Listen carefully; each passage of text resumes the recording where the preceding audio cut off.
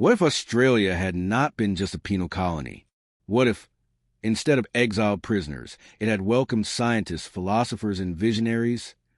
Imagine an isolated continent, surrounded by hostile oceans, yet destined to become the most powerful nation on Earth. In the silence of the waves crashing against its untouched shores, the British made a choice to send the unwanted there. But what if that decision had been different? What if, from the very beginning, Australia had been born not as a punishment, but as a project of human perfection, a place designed to be the cradle of a new civilization, a living laboratory where the greatest minds would shape the future? Can you imagine the weight of such a turning point? An entire continent starting its story not with chains, but with ideas. This alternative Australia would have begun as a refuge for the elite, a paradise where every stone carved, every city built, would have been designed for greatness. But something like this would not come without consequences. For what happens when a people are born believing they are destined for perfection? In the next chapter, we will dive into the clash between historical reality and this alternative dream. But before we continue this journey, if you too wish to explore the secrets of what if, subscribe to the channel now.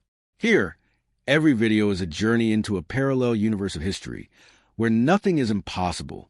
In the real world, Australia was born under the weight of chains. In 1788, the first British fleet reached its shores, not bringing visionaries, but condemned prisoners, broken men and women, exiled from the empire, cast into a distant land as punishment. Australia was not dreamed of as a power. It was used as a human dumping ground. For decades, the new colony was nothing more than an immense open-air prison.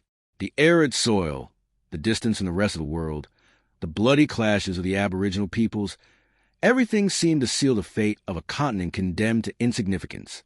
But history is made of choices, and every decision opens doors to worlds that never existed. What if England had made a different choice?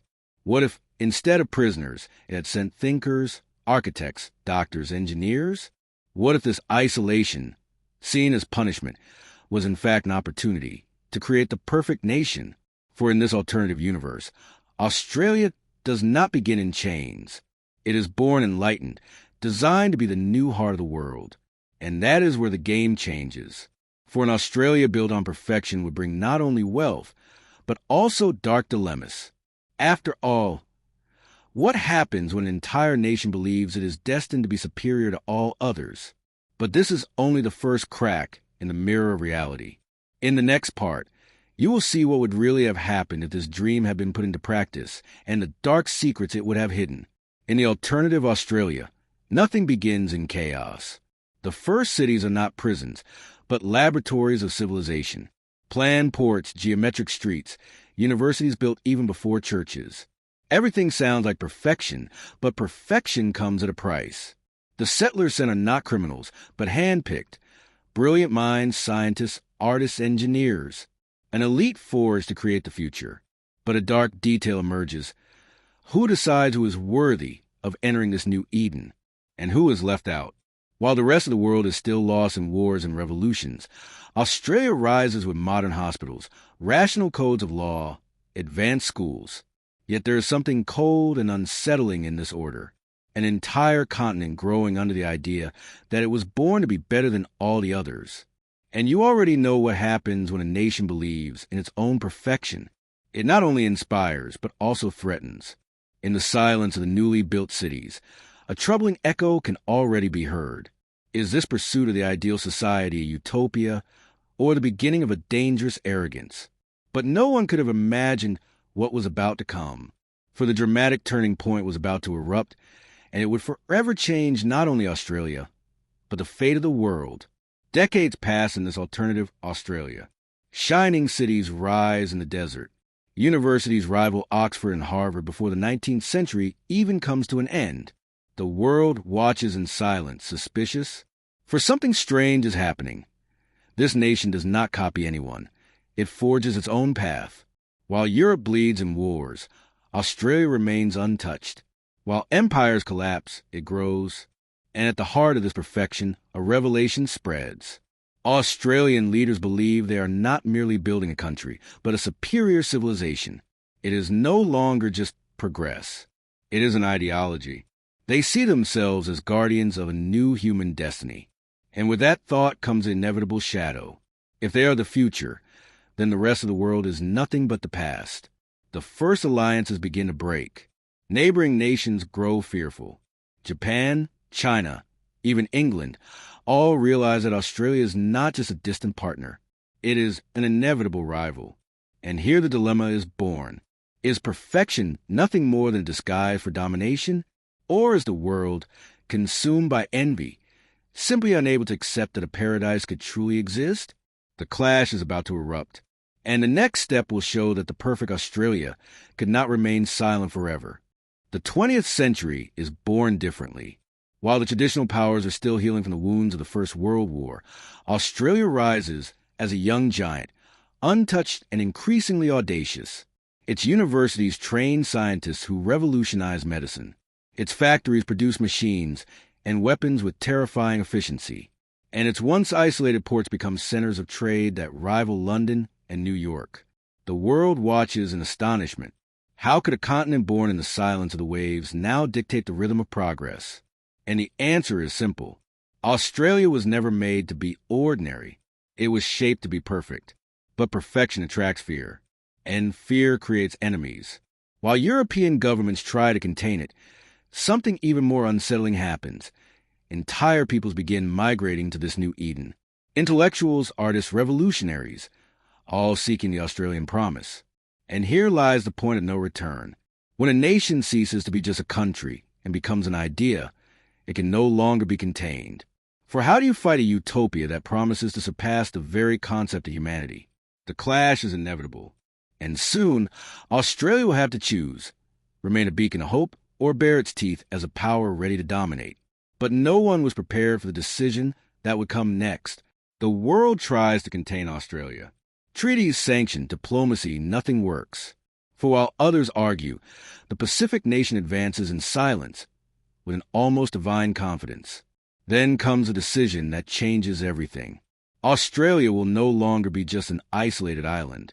It will become an oceanic empire. Warships cross the seas, not as an open threat, but as a symbol of vigilance. Naval bases rise across the Pacific Islands.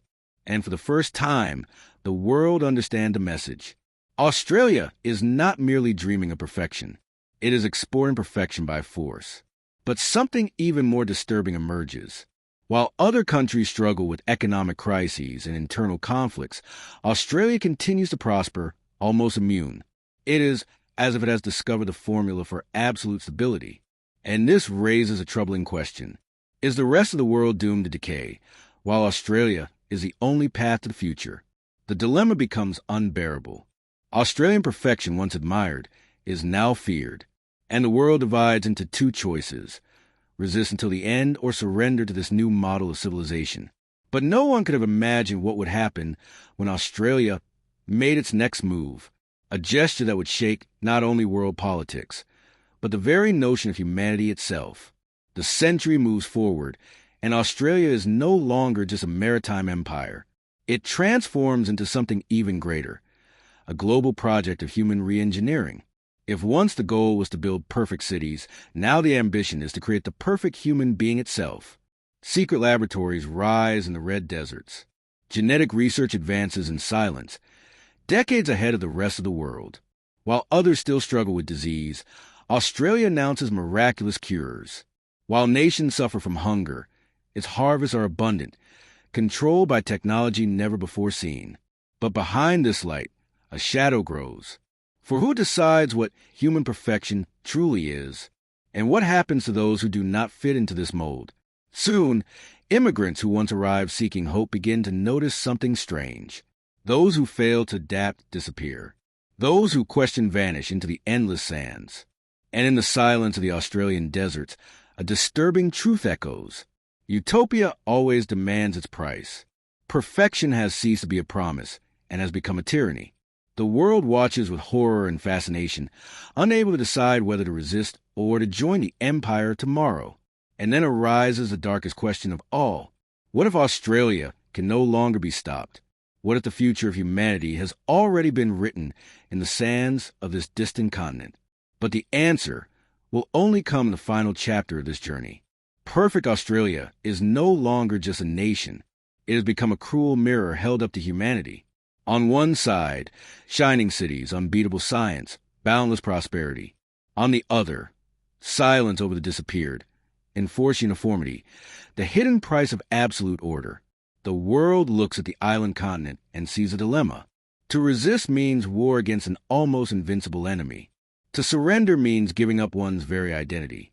And thus, Australian perfection reveals itself as the most dangerous of prisons, the prison of admiration. Because deep down, everyone desires what has achieved. Everyone envies its stability, its strength, its glory. But few have the courage to face the truth. Perhaps the true hell is not failure, but perfection itself. And here lies the question that will never have a definitive answer. Would Australia have saved the world or condemned all of humanity to live inside a soulless dream? The judgment does not belong to history. It belongs to you. If you wish to continue exploring parallel universes, where every what if reveals both the brilliance and the abyss of humanity, subscribe to the channel now. Because here, with every video, we open a door to worlds that almost existed and that might still exist.